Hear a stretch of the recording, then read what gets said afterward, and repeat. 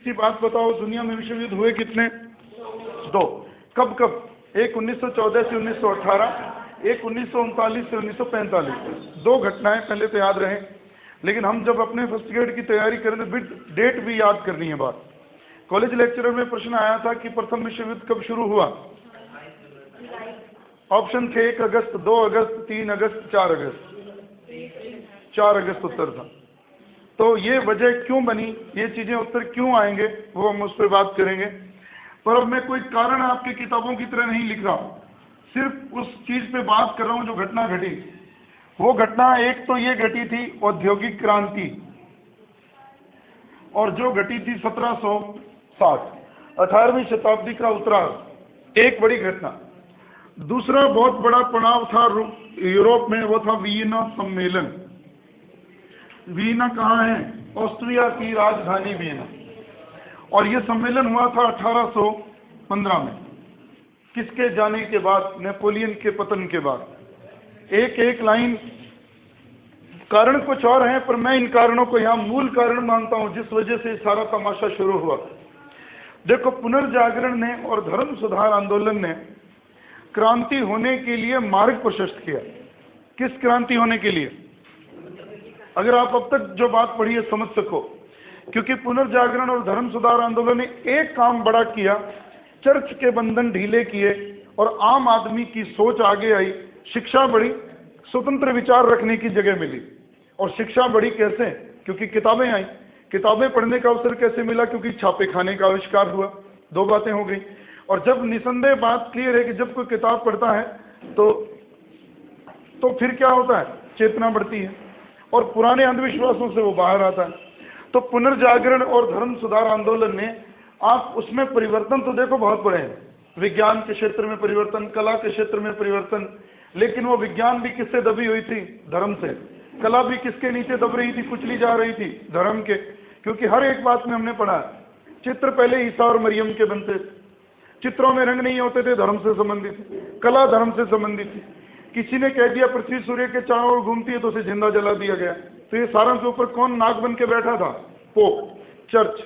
तो ये चीजें टूटी। और जब एक लाइन और जोड़ूं कि पुनर्जागरण ने जिसको विकास में योगदान दिया वो था व्यापार। और जब व्यापार के विकास में योगदान दिया तो नए नगर बने, व्यापारी एक दूसरे देशों में गए, कल्चर क्या उधर ट्रांसफर हुई। और उस एक बात ने दुनिया में एक भूमिका अदा की, किसके खड़े होने की? औद्योगिक क्रांति। सीधे यहीं आए, औद्योगिक क्रांति हुई आविष्कारों की वजह से। एक उत्तर, आविष्कार क्यों हुए? जरूरतों की वजह से। जरूरत क्यों पड़ी? क्योंकि अब उत्पादन आम आदमी के हिस्से में जाने वाला था। उससे पहले उत्पादन कौन ले जाते थे? सामंत, कुलीन वर्ग। इसलिए यूरोप के मध्य युग की समाप्ति आप किससे मानते हो? जब सामंतवाद खत्म हो गया, किसानों को जमीनें मिलने लगी और राजा अब राष्ट्रीय होने लगे, जो पहले कुलीनों के दबाव में थे। लेकिन अगर आप ये कह बैठो कहीं भूल से कि पूरे यूरोप में सामंतवाद 0 हो गया, तो गलत होगा। आपने 1789 की फ्रांस की क्रांति पढ़ी है। कुलीन और सामंत, अगर कहूँ अंतर्राष्ट्रीय स्तर पर सामंतवाद टूट तो गया, लेकिन अभी भी कुछ किसान ऐसे थे जो सामंतों के शिकंजे में कसे हुए थे और रोटियां भी उन्हीं के तंदूरों पर पकाते थे, और अपनी भूमि में कुछ हिस्सा उन सामंतों के शिकार खेलने के लिए खाली अभी भी छोड़ते थे। क्योंकि ये जड़ें एकदम से खत्म नहीं हो गई। लेकिन उसके साथ साथ एक घटना लगातार चल रही थी, औद्योगिक क्रांति। और इसका अगुवा कौन था? इंग्लैंड, जिसने इसे शुरू किया। अब बात जोड़ दो, अब इसको नहीं पढ़ना। सवाल केवल इतना है, औद्योगिक क्रांति ने 2 चीजों को जन्म दिया। एक तो औद्योगिक क्रांति में लगी फैक्ट्रियां, हाथों का काम किससे होने लगा? मशीनों से। और फैक्ट्रियां लगी, फैक्ट्रियां चलाने के लिए कच्चा माल चाहिए। जैसे खेतों में हमारे नरमा कपास है, वो कच्चा माल है। अब कच्चा माल तो खरीद लिया, जबरदस्ती सस्ते दामों पर खरीद लिया। किन देशों से? अफ्रीका और एशिया जैसे देशों से। अब माल तैयार हो गया, उसको बेचना भी तो है, उसके लिए मंडी भी तो चाहिए। अब इन दोनों ही चीजें, कच्चा माल और तैयार माल बेचने के लिए आपको क्या चाहिए? दूसरे देश। और दूसरे देश मित्र तो बनकर बेचेंगे नहीं, क्योंकि आप खरीदना अपनी शर्तों पर चाहते हो, बेचना भी अपनी शर्तों पर चाहते हो। वो कोई मर्जी से तो करेगा नहीं। जब सामने वाली मर्जी को आप दबा दोगे तो वो आपका गुलाम हो जाएगा। और गुलाम को उस समय नाम दिया गया उपनिवेश। जब उपनिवेश, मान लीजिए इंग्लैंड भारत में आए, अगर अकेला इंग्लैंड ही रहता तो शायद इंग्लैंड साम्राज्यवादी न बनता। इंग्लैंड की ईस्ट इंडिया कंपनी को साम्राज्यवादी बनने के लिए मजबूर किसने कर दिया कि यूरोप की दूसरी ताकतें भी भारत में उपनिवेश स्थापित करने के लिए दौड़ में आ गईं। तो हर देश को यूं लगने लगा कि जिसके ज्यादा गुलाम देश होंगे, औद्योगिक देश, वही रहेगा। चार्ल्स डार्विन ने एक बात कही थी ना कभी, दुनिया में कौन टिकेगा, जो सर्वश्रेष्ठ होगा। ये बात विज्ञान में पढ़ी जाती है, सर्वश्रेष्ठता का सिद्धांत। और ये बात उसने क्या कह दी, दुनिया में एक होड़ लग गई सर्वश्रेष्ठ होने की, और उस सर्वश्रेष्ठ होने की दौड़ को हम दो नामों से जानते हैं, उपनिवेशवाद और साम्राज्यवाद। ये कारणों के रूप में आप पढ़ोगे, पर हम भूमिका को बना रहे हैं। उपनिवेशवाद और साम्राज्यवाद ने क्या कर दिया, शांति तो बनाए रखी, लेकिन वो शांति क्या थी, तूफान के पहले की शांति थी। मान लीजिए आज भारत और पाकिस्तान है, लड़ तो नहीं रहे, चलिए इसको भी छोड़िए, शीत युद्ध हुआ, आप सब लोग जानते हो उसमें। शीत युद्ध में सीधे लड़ाई हुई नहीं हुई, लड़ाई कहाँ हुई, दिमागों में। युद्ध के मैदानों में लड़ा गया युद्ध नहीं था, वो दिमागों में चलने वाला युद्ध था। क्या, बातों से, अखबारों से, अपने हर तरह के वक्तव्यों से किसको नीचा दिखाना, सामने वाले देश को। तो ये क्या था, सशस्त्र शांति का काल। शांति तो थी, लेकिन क्या बढ़ते जा रहे थे, शस्त्र, हथियार बढ़ते जा रहे थे, और हर देश ये जानता था। दुनिया में अगर फैसला करना है कि सर्वश्रेष्ठ कौन है, किसके आधार पर होगा, सेना के आधार पर, हथियारों के आधार पर। और हर देश इस होड़ में लग गया कि उपनिवेशवाद की लड़ाई में वही टिकेगा जिसके ज्यादा उपनिवेश होंगे या जिसके पास सैनिक ताकत ज्यादा होगी। तो सारे कारण धीरे धीरे आते जा रहे हैं। और एक कारण और है जो अब तक दिखा नहीं, हमने पढ़ लिया। जैसे ही औद्योगिक क्रांति हुई, उद्योग बढ़ने लगे, हर देश को यूं लगने लगा कि हमारे देश में पैसा ज्यादा आए।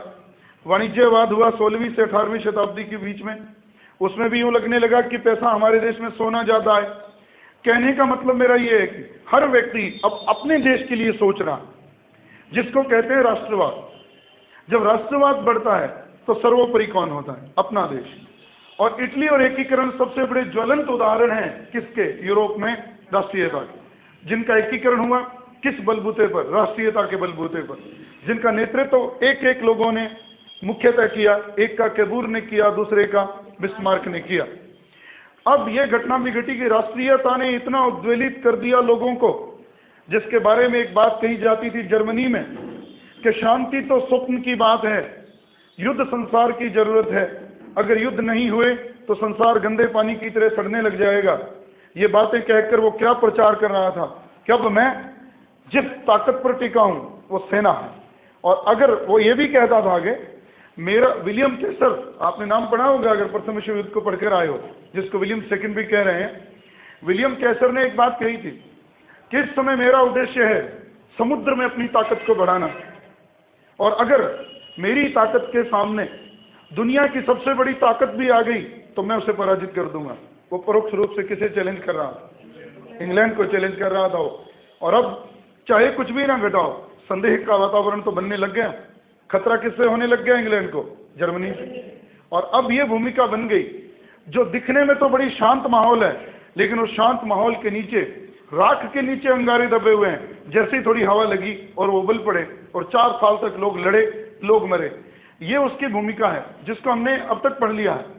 अगर नेपोलियन ना होता तो फिर इटली और जर्मनी का एकीकरण भी ना होता। जर्मनी और इटली का एकीकरण ना होता तो शायद प्रथम विश्व युद्ध भी ना होता। औद्योगिक क्रांति ना होती तो उपनिवेशों की होड़ ना होती, और उपनिवेशों की होड़ ना होती तो दूसरे देशों को गुलाम बनाने की होड़ भी ना होती, और गुलाम देशों की होड़ ना होती तो शायद ये प्रथम विश्व युद्ध ना होता। तो बात तो मैं अगर इन कहूँ कि 10 मिनट में हमने कर दी, और इनको विधिवत रूप से पढ़ना है जिससे कि आपको थोड़ी सुविधा रहती है। पहला जो टॉपिक उससे अलग निकालूं वो ये राष्ट्रीयता, बात कर चुका हूं। राष्ट्रीयता क्या, एक बात अलग रखी है, वो मैंने कल अपनी क्लास में कर दी थी। इन दिनों में हर देश, अब थोड़ा एक बात मैंने अपनी क्लास में कई बार कही कि राष्ट्रीयता की क्या कोई परिभाषा नहीं होती। राष्ट्रीयता की परिभाषा अगर कॉमन रूप से एक निकालोगे तो एक ही रहेगी, वो ये, अपने हित को छोड़कर राष्ट्रहित को सर्वोपरि मानना। और वो राष्ट्रहित कब पनप गया, जब नेपोलियन का खतरा टल गया।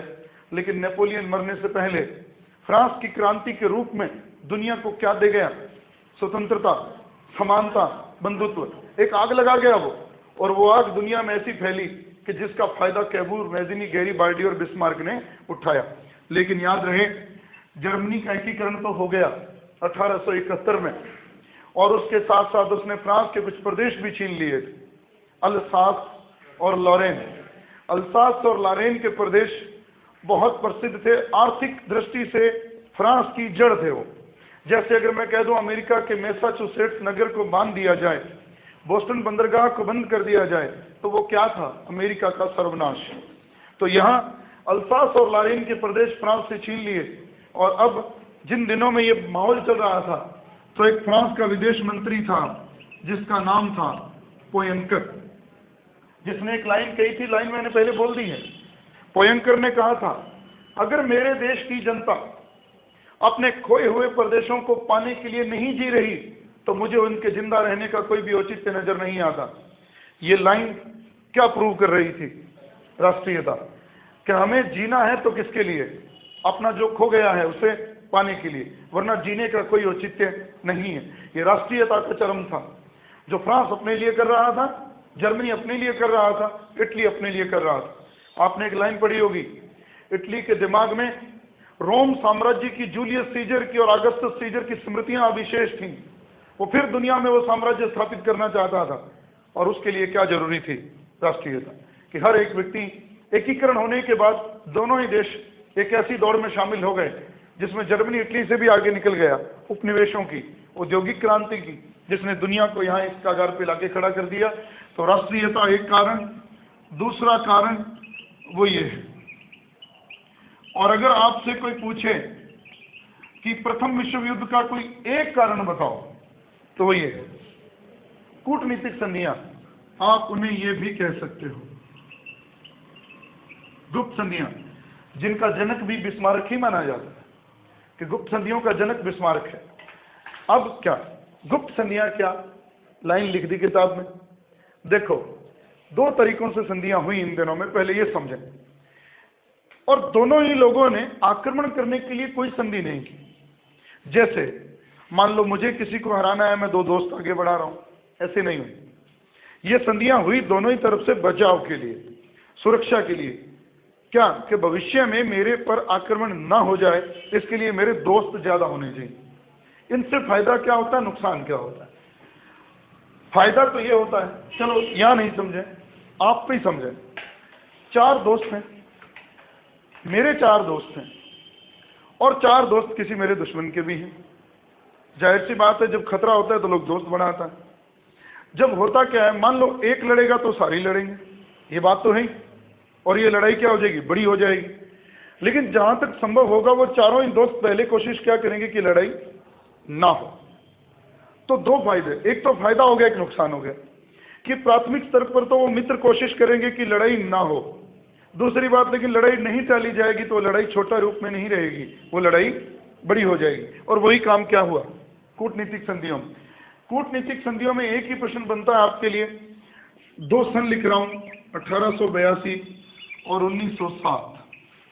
दो सन बहुत महत्वपूर्ण है, जिसमें इस समय तो जो बना, जिसका नाम आप पढ़ते हो ट्रिपल अलायंस, और ये था ट्रिपल एतांत। ध्यान रखना, पेपर में वो इसी शब्द में उलझा लेगा आपको। ट्रिपल शब्द दोनों के साथ लगा है, जिसका मतलब है तीन शक्तियां आपस में जुड़ी।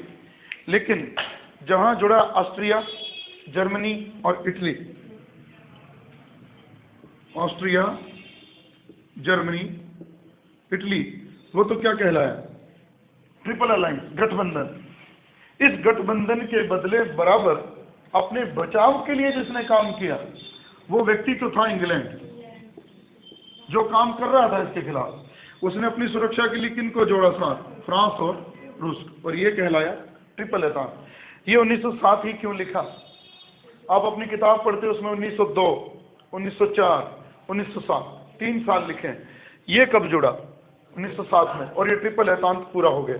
इसलिए 1907, ये 2 वर्ष बहुत महत्वपूर्ण रहे कूटनीतिक संधियों में। फिर कह दूं, ये संधियां आक्रमण के लिए नहीं हुई। आप इस लाइन के साथ आगे पीछे की 2 लाइनें भी पढ़ना, यूं लिखा मिलेगा, इन्होंने क्या वायदा किया कि जब इस पर कोई तीसरी ताकत आक्रमण करेगी तो ये उसकी मदद करेगा, इसके ऊपर कोई आक्रमण करेगी तो ये मदद कर देगा, इसके ऊपर आक्रमण कर दी तो ये मदद कर देगा, लेकिन अगर कोई सामूहिक आक्रमण हो जाए तो तीनों ही मिलकर उसका सामना करेंगे। रक्षात्मक ही बचाव ही कर रहे हैं। कोई ऐसी योजना बनाई कि हमें किसी को हराना है, नहीं बनाई। इन्होंने क्या किया, यही काम ये किया। ये सिर्फ दिखावा था। सच तो यही कहूं, किताब में लगेगा, जब आप पढ़ोगे तो लगेगा दिखावा नहीं है, लेकिन एक लाइन पढ़ना और उस पर गौर करना। इंग्लैंड ने इसके खिलाफ अपनी सुरक्षार्थ एक संगठन बना लिया, फ्रांस और रूस के साथ, लेकिन उसकी कोई उद्देश्य नहीं था कि इनसे वो लड़ाई करे। इंग्लैंड कभी नहीं चाहा, इंग्लैंड ने पहले चलकर कि मैं किसी में इंटरफेयर करूं, लेकिन समस्या ये थी कल को ये कोई पागलपन कर दें तो वो सिर्फ दबाव दिखा रहा था कि मेरे साथ दो हम तीन बड़ी ताकतें हैं, कि आप हिम्मत ही ना करें मेरे पर आक्रमण करने की, सिर्फ डरा रहा था वो। एक मजे की बात और है, इस समय इन तीनों के हित भी आपस में मिलते नहीं थे। गठबंधन तो बन गया, लेकिन ये दो तो फिर भी किसी न किसी बात पर राजी हो जाते थे। ये हमेशा खड़ा था ही, लेकिन फिर भी वक्त की नजाकत क्या थी कि इस समय इन तीनों को एक हो जाना चाहिए। और ये घटना थोड़े और पीछे चलो, बिस्मार्क ने सबसे पहले क्या किया, अपना काम निकालने के लिए दुश्मन को क्या बनाया, दोस्त। डेनमार्क से लड़ने के लिए लड़ लिया, दो डचियां बांटी और एक ऐसी डची उसे दे दी जिसमें जर्मन जाति के लोग ज्यादा थे, और उसने कहा था मैंने दरार को कागज से ढक दिया है, भरा नहीं है, मैंने गुंजाइश छोड़ दी है किससे लड़ने की, ऑस्ट्रिया से लड़ने की। यही काम यहाँ भी हुआ। ये रूस क्यों इनके साथ अलग था, क्यों? अभी मैं नक्शा बनाऊंगा, अभी समय नहीं था, नक्शा हम बाद में बनाएंगे, बात समझ में आ जाएगी। जैसे रूस यूरोप और एशिया के ऊपर छाया हुआ है, बात आप जानते हो, आधा एशिया और आधा यूरोप, बीच में आप मान लीजिए काला सागर है, इधर से इंग्लैंड का अधिकार किस पर था, भारत पर, बीच में अफ्रीका पर भी इन्होंने बांट लिया था फ्रांस और इंग्लैंड ने मिलकर। रूस काले सागर पर अपना प्रभाव बढ़ाना चाहता था, क्यों? क्योंकि वो इंग्लैंड के एशिया के उपनिवेशों पर अपनी पैठ बढ़ाना चाहता।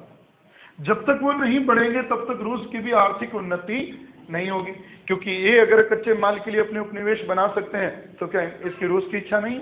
रूस की इच्छा है।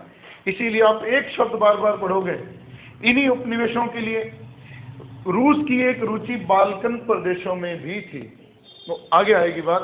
तो अभी ये कि अपनी सुरक्षा के लिए ये दो संगठन बने, ऑस्ट्रिया, जर्मनी और इटली, जिनका नाम पड़ा ट्रिपल अलायंस, और एक था ट्रिपल एतान। दो घटनाएं, दो कारण हो गए। अब तीसरा कारण बहुत मजेदार है, वो ये हम बात कर गए सैनिक, या आप यूं कर सकते हो शस्त्रीकरण और सैन्यवाद, आप यूं लिख सकते हो सैनिकवाद या शस्त्रीकरण। बात हम इस पे भी कर गए।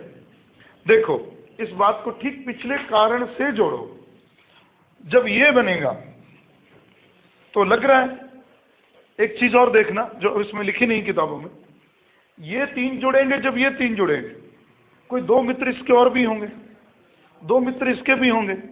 मित्र कैसे? जिनकी जरूरत कौन पूरी करता है? जिनकी जरूरत कौन पूरी करता है? या जिनको मजबूरी में इनका साथ देना पड़ रहा है, वो भी तो इनके साथ ही खड़े हो जाएंगे।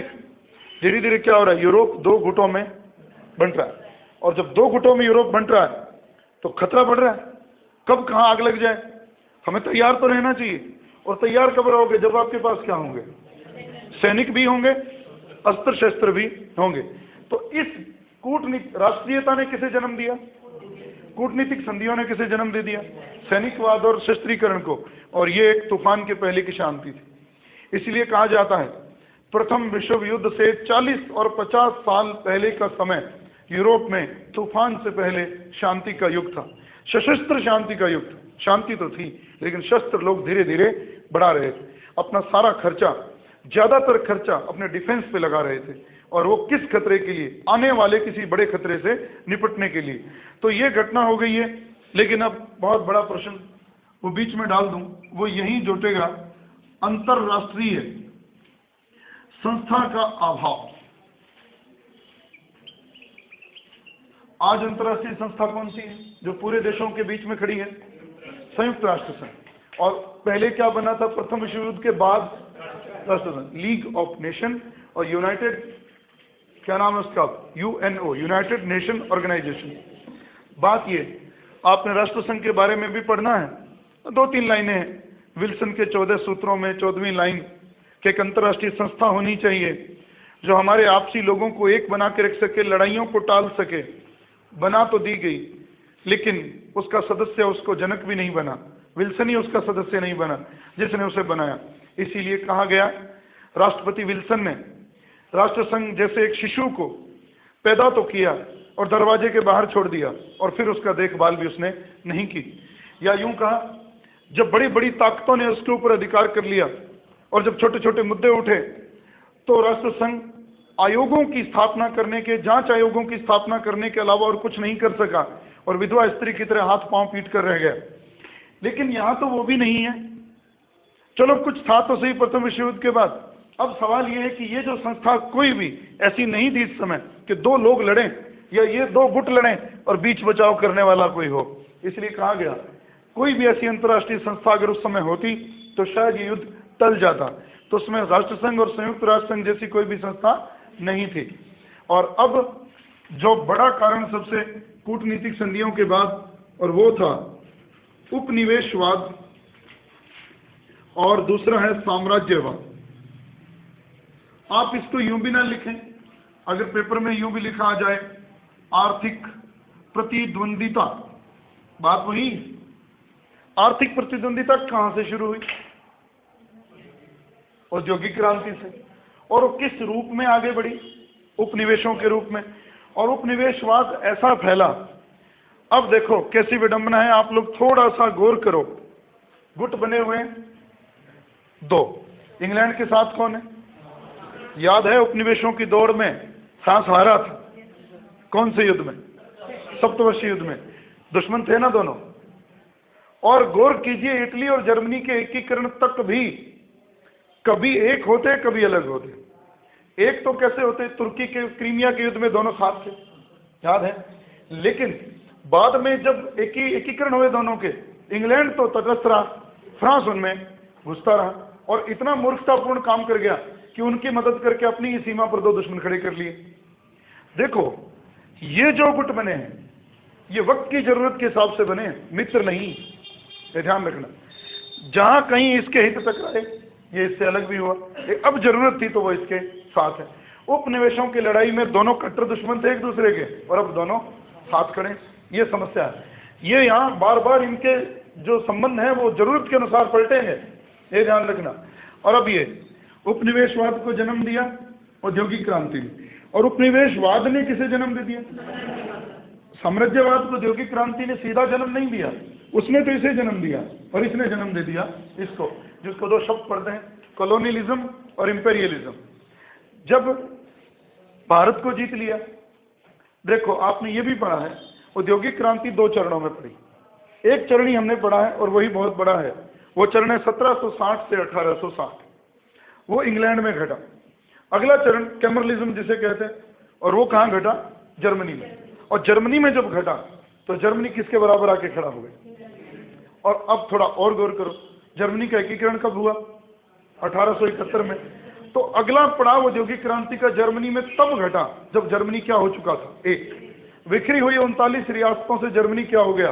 एक। और फिर यही लाइन लिखी है किताब में, एकीकरण होने के बाद बिस्मार्क ने जर्मनी को एक ऐसी अंधी दौड़ में शामिल कर दिया जहां से वो पीछे हटने वाला नहीं था, और उसने एक बारूद का ढेर खड़ा कर दिया जिसमें लोग जुड़ते चले गए, पिसते चले गए।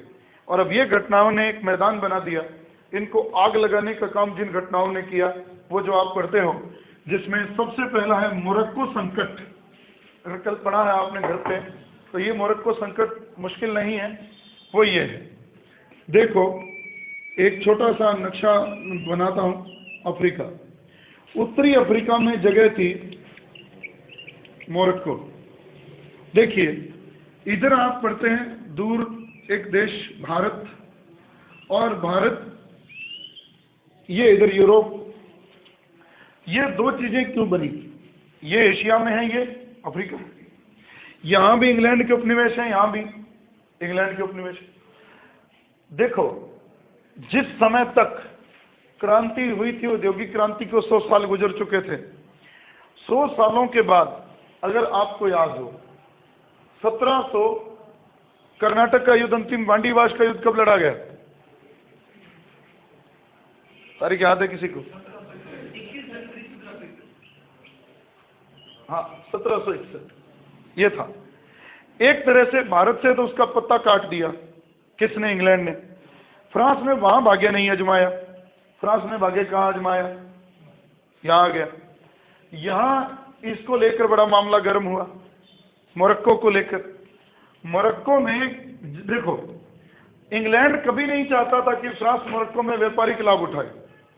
ये बात तो आप समझ सकते हो, क्योंकि उपनिवेशों में दौड़ में सबसे आगे रहना चाहता है कौन? इंग्लैंड। लेकिन अब इंग्लैंड को जरूरत है किसकी? फ्रांस की। जरूरत किसके खिलाफ है? भले ही ये ना आक्रमण करें, डर तो है। अब वो इसके ना चाहते हुए इसके हितों का समर्थन करता है। कहाँ हितों का समर्थन करता है? तो इन दोनों ने मिलकर क्या किया कि चलो हम दोनों मिलकर वहां से व्यापार करते हैं।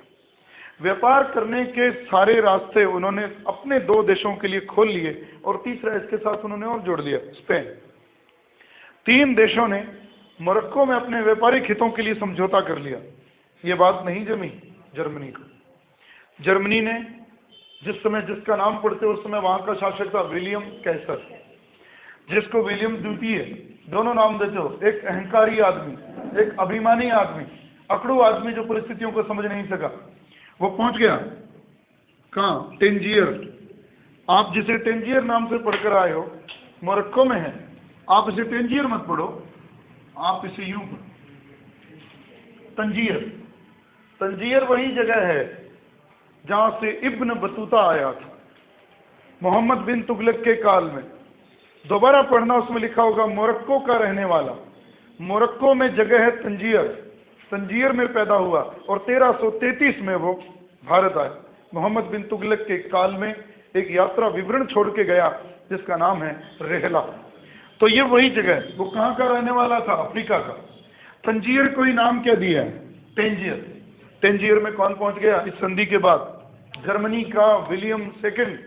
और उसने जाकर तंजीर के शासक पर दबाव बनाया कि अगर उनके लिए आपने व्यापार के दरवाजे खोले हैं तो वो व्यापार के दरवाजे किसके लिए भी खुलने चाहिए? जर्मनी के लिए। क्योंकि अगर उन लोगों के व्यापारिक हित यहाँ हैं तो जर्मनी भी यूरोप का हिस्सा है और उसके भी व्यापारिक हित यहाँ हैं। वो फंस गया। वो क्या करे? उनका भी मुकाबला नहीं कर सकता। वो बेचारा जर्मनी से भी नहीं लड़ना चाहता है। तो विलियम द्वितीय ने सलाह दी, एक सम्मेलन बुला लो, बातचीत कर लेते हैं। और सम्मेलन बुलाया गया 1906 में। जहाँ बुलाया गया वो जगह थी स्पेन। और आपने जिसको पढ़ा है अल्जेसिरास सम्मेलन। अल्जेसिरास कहाँ है? स्पेन में। तो अल्जेसिरास में 1906 में इस मामले के समझौते को लेकर बैठक बुलाई गई। लेकिन इस बैठक का कोई नतीजा नहीं निकला, क्योंकि विलियम कैसर किसी की भी बात को सुनने के लिए तैयार नहीं था।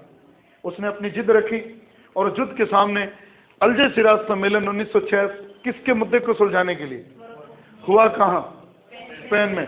और इसका कोई नतीजा निकला नहीं निकला। मोरक्को की परिस्थितियां और उलझती गई और मोरक्को के व्यापारिक हितों ने किन 2 गुटों को, ट्रिपल अलायंस और ट्रिपल एंटेंटे को नजदीक ला दिया लड़ाई के। अभी ये मामला यहां तक ठीक था कि 1911 ईस्वी में एक और समस्या खड़ी हो गई। वो समस्या ये, इसी मोरक्को में एक छोटी सी जगह और थी, फेज। फेज एक नगर था। उस नगर की जनता ने शासकों के खिलाफ विद्रोह कर दिया। विद्रोह कर दिया।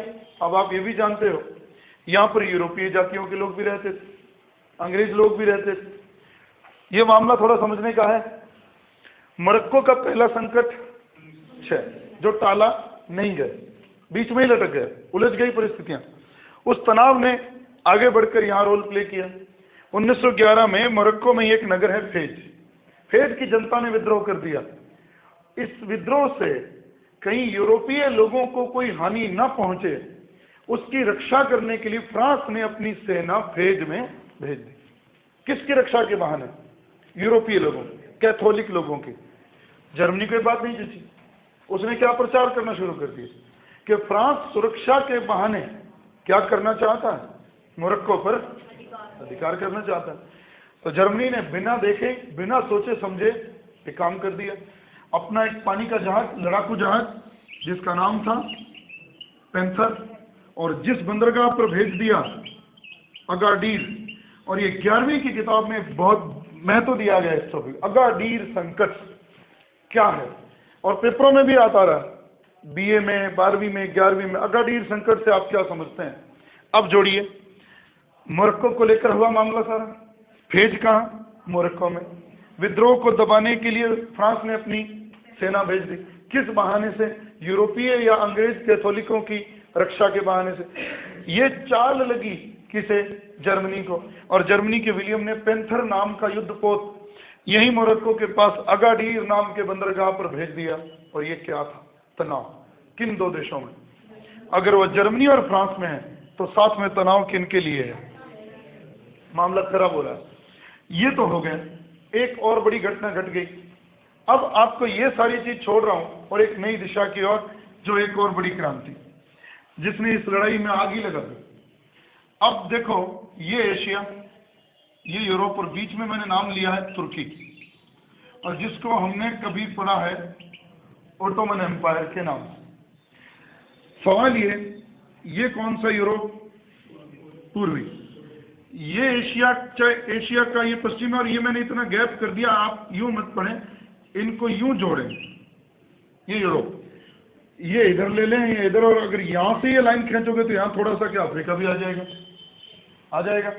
इनके बीच में यहां पड़ता है काला सागर, और इनको ऊपर से किसने ढक रखा है? रूस ने। इन्हीं दिनों में अगर मैं बात करूं, ये इटली रहा, इटली के ऊपर ऑस्ट्रिया है।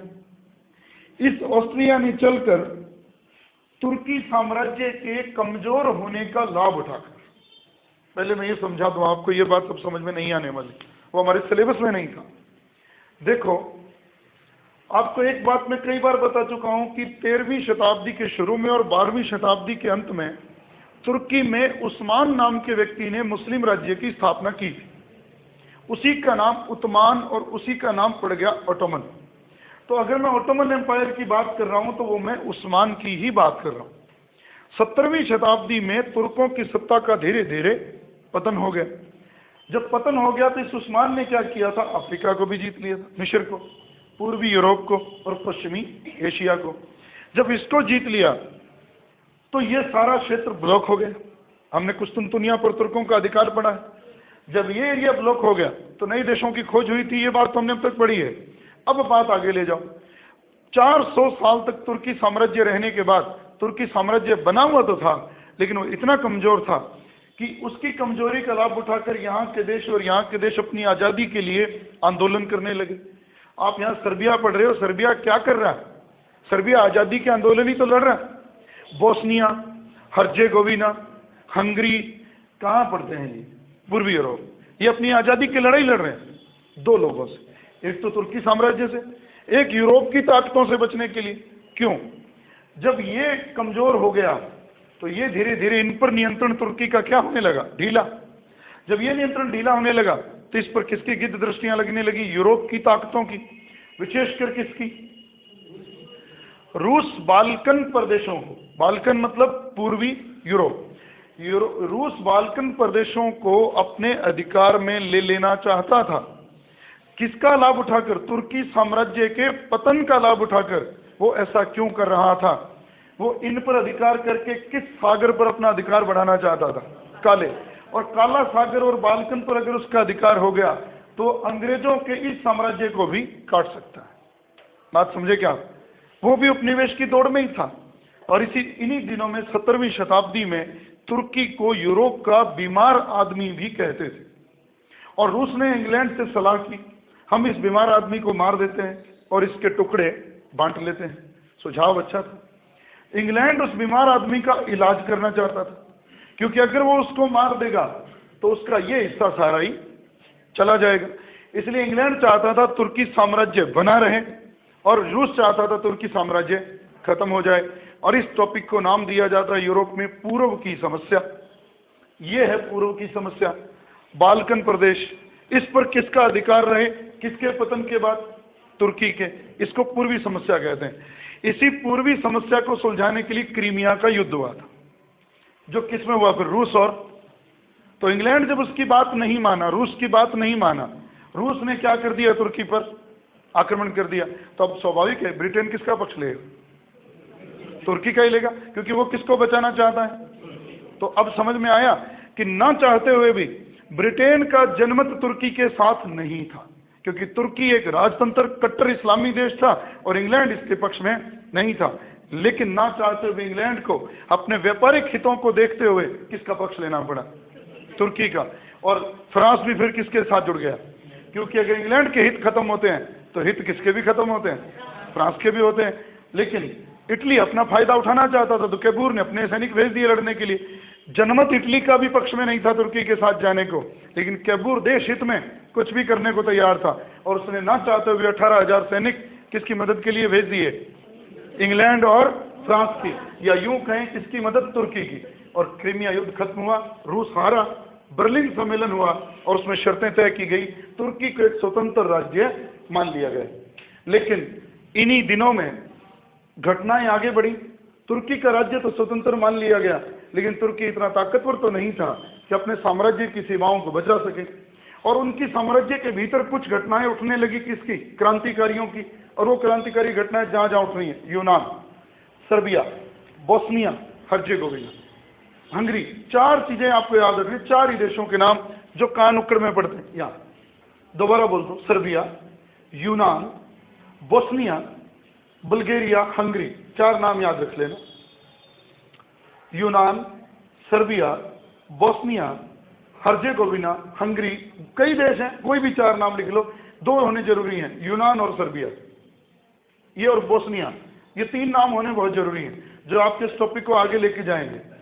तो ये है वो घटना जिसके बारे में मैं कह रहा था कि इस जो साम्राज्यवाद को आपने पढ़ा है, वो आग ये है वास्तव में, पूर्व की समस्या ने इस आग को बढ़ा दिया। और इन दिनों में घटना एक और घटी, इसको आग और लगा दी। चलो ये ठीक चल रहा था, ये लोग अपनी आज़ादी के लिए लड़ रहे थे, इनके ऊपर किसी बात का साया नहीं था, तुर्की बचा नहीं सकता था, नया देश इन पर अधिकार कर नहीं सकता था, क्योंकि अंतर्राष्ट्रीय नियमों के अनुसार इनको किसके नीचे छोड़ा गया था, तुर्की के नीचे। लेकिन 1908 में ऑस्ट्रिया ने एक गड़बड़ कर दी, उसने बोस्निया और सर्बिया इन दोनों पर अधिकार कर लिया। और ऑस्ट्रिया का यह अधिकार किस गुट को हजम नहीं हुआ, इंग्लैंड, फ्रांस, रूस और छोटे मोटे देश।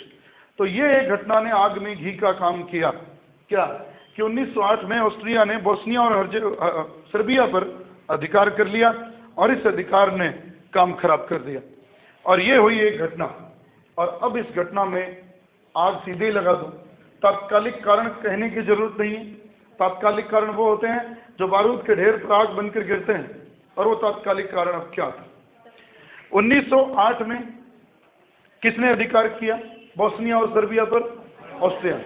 विश्व युद्ध कब हुआ, कितने साल गुजर गए, 6 साल। इन 6 सालों में बोस्निया और सर्बिया ने आजाद होने के बहुत प्रयास किए, किससे, ऑस्ट्रिया से। और ये चीज बुरी लग रही है किसको, यूरोप के अन्य देशों को, और वो ना चाहते हुए भी ये लोग किसको शय दे रहे हैं, उन स्वतंत्रता के आंदोलनों को जो कहाँ घट रहे हैं, सर्बिया और बोस्निया में।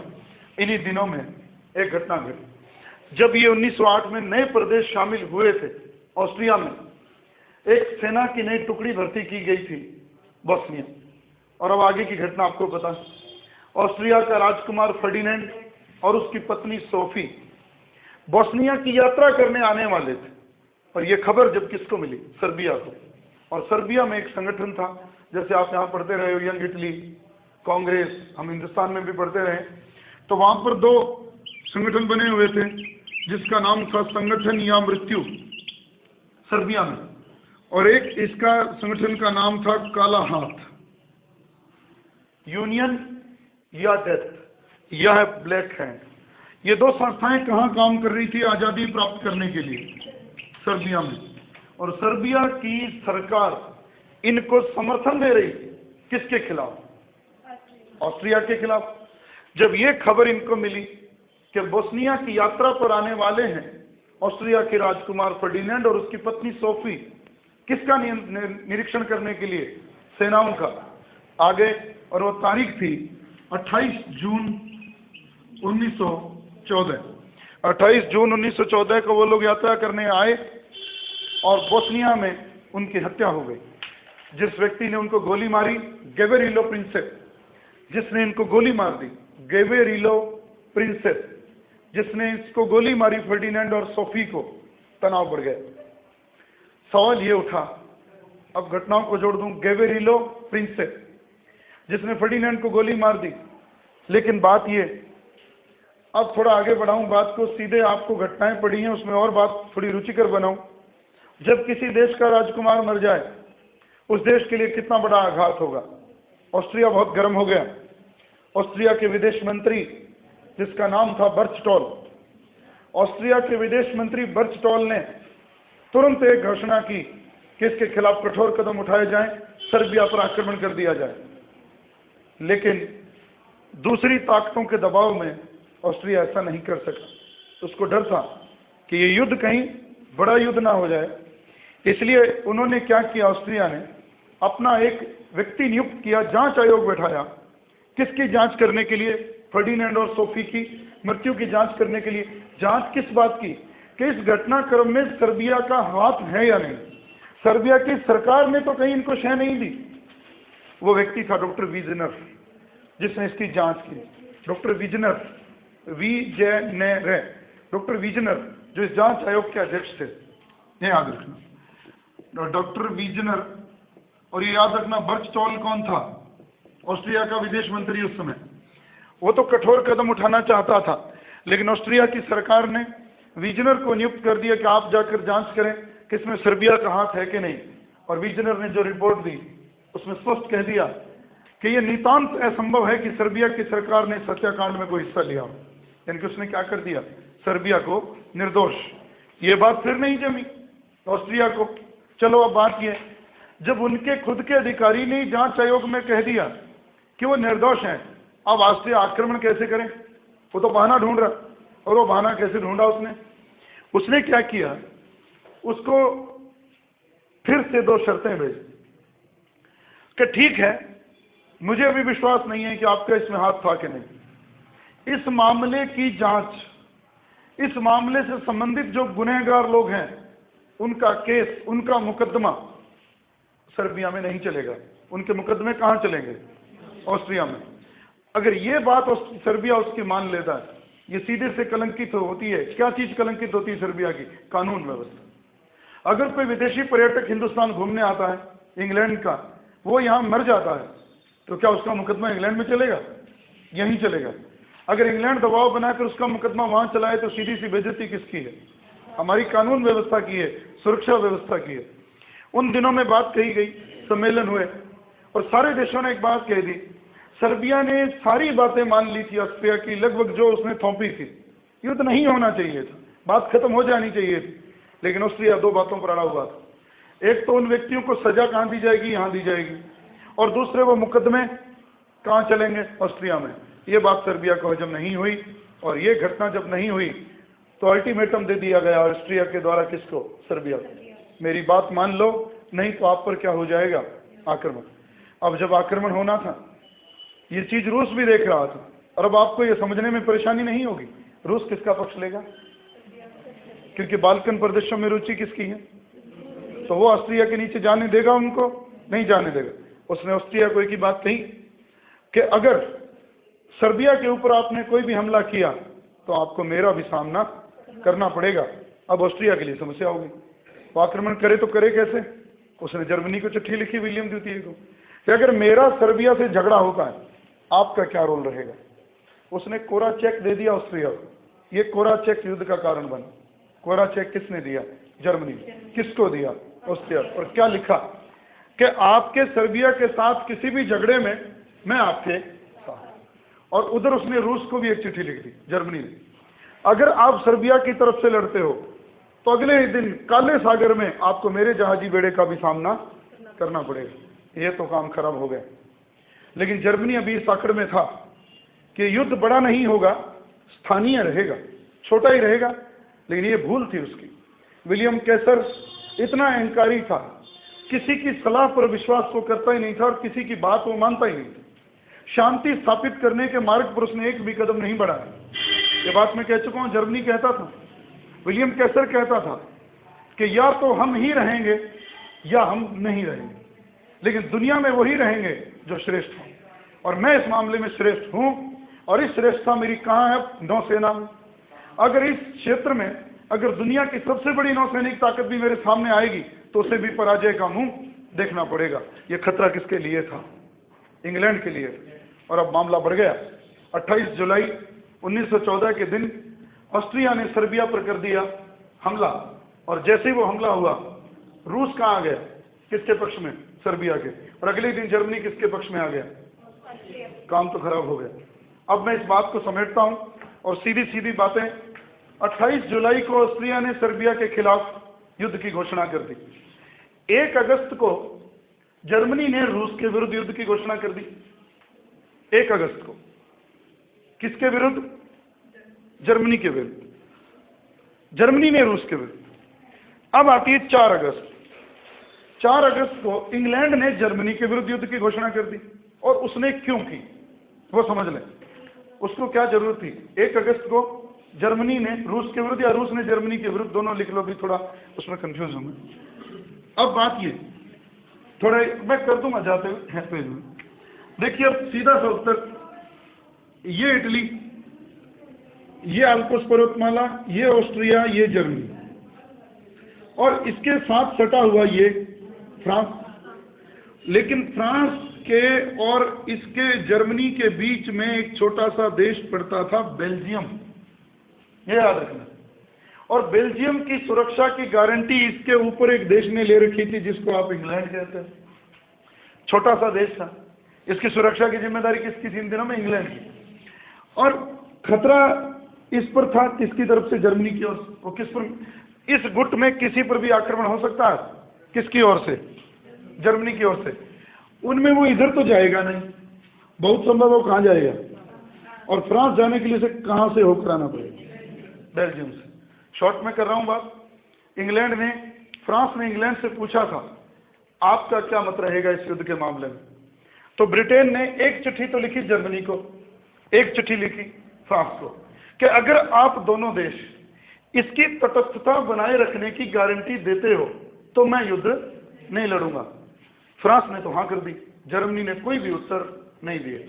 और थोड़े ही दिन बाद, 2 दिन बाद, जर्मनी ने दबाव बनाया किस पर? बेल्जियम पर, कि मुझे रास्ता दो कहाँ जाने के लिए। और जिस दिन उसने ये रास्ता मांगा, किसके नाक पर आ गई? इंग्लैंड के। और 4 अगस्त को इंग्लैंड ने भी जर्मनी के खिलाफ, किसकी वजह से? बेल्जियम की वजह से युद्ध की घोषणा कर दी। अब सवाल ये है, बड़ी ताकतें तो जुड़ गई, 2 बची हुई हैं, इटली और अमेरिका। इटली जब आया बहुत देर बाद, इटली को पूछा गया फ्रांस के द्वारा आपका क्या मामला रहेगा। इटली ने कहा भी मैं मेरे हितों के हिसाब से फैसला करूंगा कि मुझे किधर जाना है। आखिर 1915 में इटली के साथ मित्र राष्ट्रों ने समझौता किया। क्यों? छोटे से देश की क्या जरूरत पड़ी मित्र राष्ट्रों को? क्योंकि इनको पराजित करने में बहुत बड़ा रोल प्ले कर सकता था। मित्र राष्ट्रों ने इसको लालच दिया। थोड़े नाम ले रहा हूं, ट्रेंटिनो, ट्रीस्ट, फ्यूम, ये 3 बंदरगाह मांगे थे इटली ने यूरोप के। मैं तब आपकी तरफ से आ जाऊंगा, और हां कर दी गई। आपको युद्ध के बाद ट्रेंटिनो, ट्रीस्ट, फ्यूम, 3 बंदरगाह उसने मांगे कि आपको मिल जाएंगे। और 23 मई 1915 को कौन आ गया? इटली में। किस तरफ? उस गुट की तरफ। ये बात याद रखनी है। जर्मनी किधर है? इस गुट की तरफ। और इटली किधर है? इस गुट की तरफ, जो पहले कहां है? इनके साथ। जैसे युद्ध शुरू हो गया, इटली इनका साथ छोड़ गया। अब ये हो गए, इनके साथ एक और बेवकूफ आ गया। किसने दिए? कहां है अभी? अमेरिका और मित्र राष्ट्रों ने, इंग्लैंड ने, कि आपको युद्ध के बाद जब बंटवारे होंगे तो आपको उपनिवेशों में वो 3 बंदरगाह मिल जाएंगे। ये रह गए 2, इनके साथ जुड़ गया तुर्की, क्योंकि तुर्की अपनी हार का, तुर्की के संबंध अब किनसे खराब हो गए? इनसे। क्यों? ये सारे लोग किस पर अब गिद्ध दृष्टि दौड़ा रहे थे? तुर्की पर।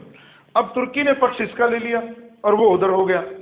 अब मामला ये था इटली मित्र राष्ट्रों से अपने स्वार्थों के कारण जुड़ गया। और अब घटना बहुत मजेदार, अमेरिका कब आया? सबसे बाद में, 1917 में। लेकिन अभी रुकिए, अभी उस बात को अभी नहीं, अभी उसकी घटना पूरी सुनिए, तारीख ही नहीं पढ़नी।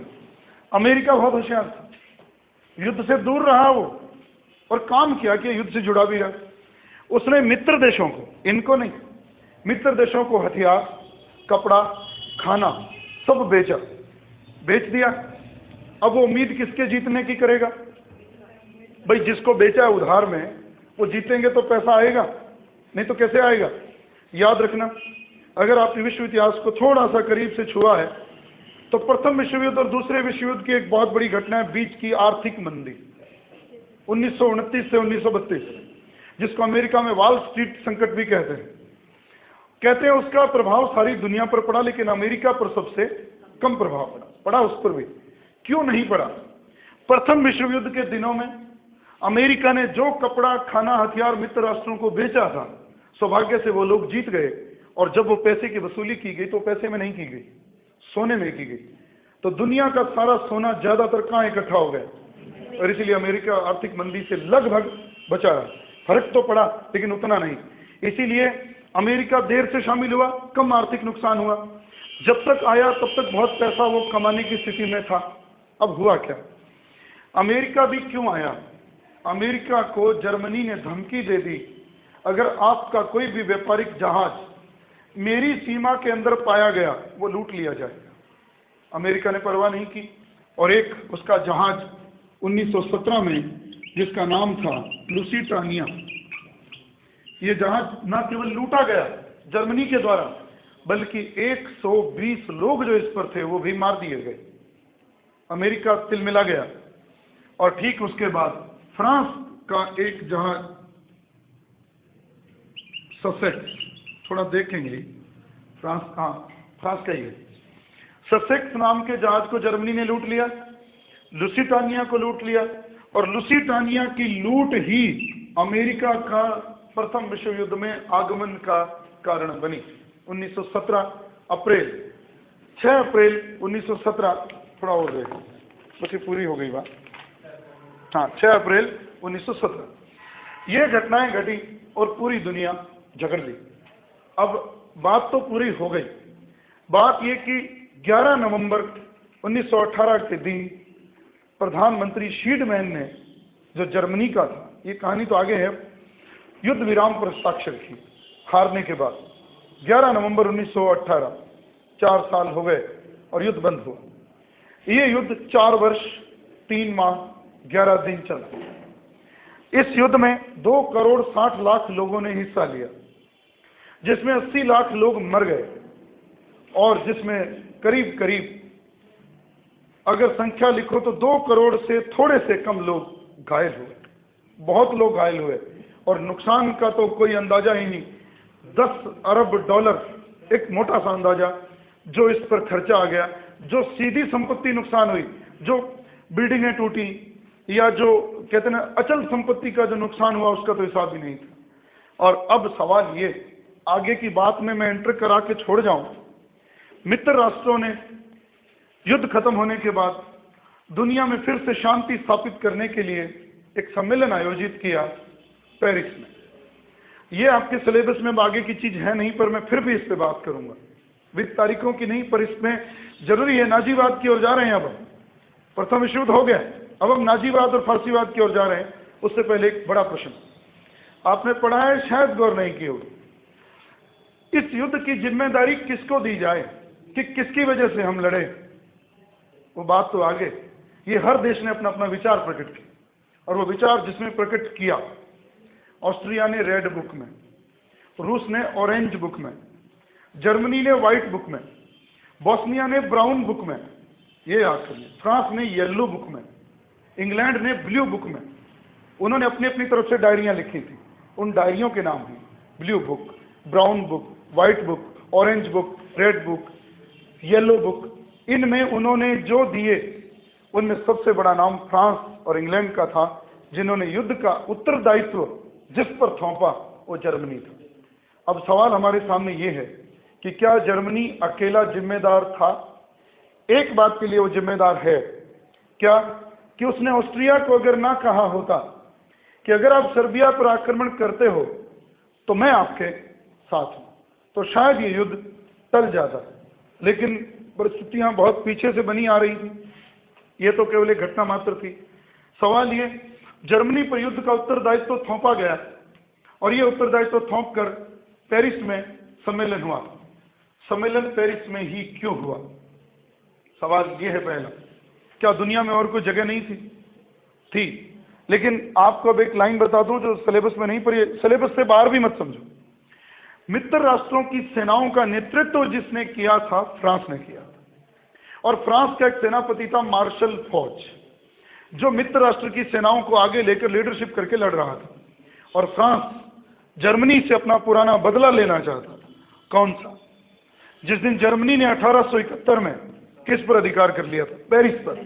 और वो बदला, पोयंकर के वो शब्द याद रखो कि मेरे देश की जनता अगर अपने खोए हुए प्रदेशों को पाने की आस में नहीं जी रही तो मुझे उनके जिंदा रहने का कोई भी औचित्य नजर नहीं आता। फ्रांस बदले की भावना से घिरा हुआ था। और प्रोफेसर लैंगसम महोदय ने क्या बात कही है, पेरिस का शांति सम्मेलन फ्रांस में हुआ और फ्रांस बदले की भावना से कूट कूट कर भरा हुआ था। और उसकी बदले की भावना के आगे शांति सम्मेलन के प्रतिनिधियों को तो जैसे लकवा मार गए, वो कुछ भी नहीं कर सके फ्रांस की इस चोर जबरदस्ती के आगे। और मैं सब लोगों की बात नहीं करूंगा। पेरिस में सम्मेलन क्यों आयोजित किया गया? हारे हुए देशों के साथ जीते हुए देशों के द्वारा संधियां करने के लिए। और वो संधियों में एक संधि, वर्साई की संधि, 28 जून जो पहले दिन उस पर साइन हुए और उसको थोप दी गई शीटमैन को, कब? 1919 में। इस संधि में सीधी बात करूंगा, इस सीधे ऊपरी बात, जर्मनी के साथ क्या किया? नेहरू जी ने कहा मित्र राष्ट्र जर्मनी के शरीर से खून की एक एक बूंद निचोड़ लेना चाहते थे और वैसा ही उन्होंने किया। यद्यपि मार्शल फौज फ्रांस का था, लेकिन जो उसने देखा उस सम्मेलन में, वो भी कहे बिना नहीं रह सका कि ये शांति संधि नहीं है, ये युद्ध विराम है। कितने वर्षों के लिए? 20 वर्षों के लिए। और 20 वर्षों के बाद दुनिया फिर से 1 सितंबर 1939 के दिन जर्मनी के द्वारा, हिटलर के द्वारा पोलैंड पर आक्रमण कर देने से दूसरा विश्व युद्ध शुरू हो गया। वर्साई में ऐसा क्या घट गया? वर्साई में जो घटा वो ये था, फ्रांस की अनिवार्य सैनिक सेवा समाप्त कर दी गई। क्या आप युद्ध के दौरान ही सेना भर्ती कर सकते हैं? सामान्य परिस्थितियों में नहीं। और युद्ध के दौरान भी जितनी करोगे 1 लाख से ज्यादा नहीं। और दूसरी बात, पनडुब्बी तो आप एक भी नहीं रख सकते। वायुयान की सीमाएं निश्चित कर दी गई। कितने कॉर्पोरल? 12 कॉर्पोरल रख सकते हो। कॉर्पोरल छोटी स्टेज होती है आर्मी में। अगर मैं एक लाइन में कहूं, सैनिक दृष्टि से जर्मनी को मार दिया गया। एक बात तो यही, कोई बात नहीं। जर्मनी के ऊपर यह कहूं कि युद्ध की क्षतिपूर्ति ला दी गई, तो उससे पहले एक बात कहूं, मित्र राष्ट्रों ने जब वर्साई की संधि की धाराओं में यह लिखा, क्योंकि युद्ध आपकी वजह से हुआ है, आप अगर पंगा नहीं लेते तो हमें लड़ना नहीं पड़ता। अब जितना भी नुकसान हुआ है उसके जिम्मेदार कौन हो और उसकी पूर्ति कौन करेगा? आप करोगे। चलो, जर्मनी पर 30 करोड़ पाउंड युद्ध की क्षतिपूर्ति लाद दी गई और यह भी कहा गया आप किस्तें चुकाओगे और जब किस्त बंद कर दोगे तो मित्र राष्ट्र आप पर आक्रमण कर देंगे। जब तक ये किस्तें पूरी नहीं हो जाएंगी तब तक मित्र राष्ट्रों की सेना आपके देश में रहेगी। चलो, क्षतिपूर्ति जर्मनी कैसे चुकाएगा? जब कमाई करेगा। कमाई करने के प्रदेश उससे छीन लिए। अल्सास और लॉरेन जो उसने फ्रांस से छीने थे वो वापस किसे दे दिए गए? और एक रूर क्षेत्र बहुत प्रसिद्ध है ज्योग्राफी, कोयले की, और कोयले की एक और घाटी, सार घाटी, 2 नाम याद रखना। ये घाटी 15 सालों के लिए फ्रांस को दे दी गई और 15 साल बाद भी ये फैसला किया गया कि वहां जनमत संग्रह करवाया जाएगा। अगर वहां की जनता किससे मिलना चाहेगी? जर्मनी से, तो जर्मनी में दे दी जाएगी। और अगर वो जनता फ्रांस से मिलना चाहेगी तो किसे दे दी जाएगी? फ्रांस को। लेकिन 15 साल तक तो बहुत कुछ हो जाएगा। ये घटना भी हो गई। और एक और, जर्मनी के टुकड़े कर दिए गए। 2 नाम लेता हूं, चेकोस्लोवाकिया और पोलैंड। पोल जाति के लोगों को जर्मनी से अलग कर दिया गया और चेक जाति के लोगों को जर्मनी से अलग करके 2 देश बना दिए गए, पोलैंड और चेकोस्लोवाकिया। ये याद रखना। ये जो बातें बोल रहा हूं सिर्फ वही बोल रहा हूं जो आगे नाजीवाद के उदय में सहयोगी होंगी और हिटलर ने जहां पंगे लिए। अगर एक ही बात कह दूं कि जर्मनी में नाजीवाद के उदय होने में अगर सबसे बड़ा कोई कारण था तो वो वर्साई की संधि थी। और अब अगला चैप्टर आपका यही रहेगा, जर्मनी में नाजीवाद का उदय, और वो एक ही दिन में वो और एक ही दिन में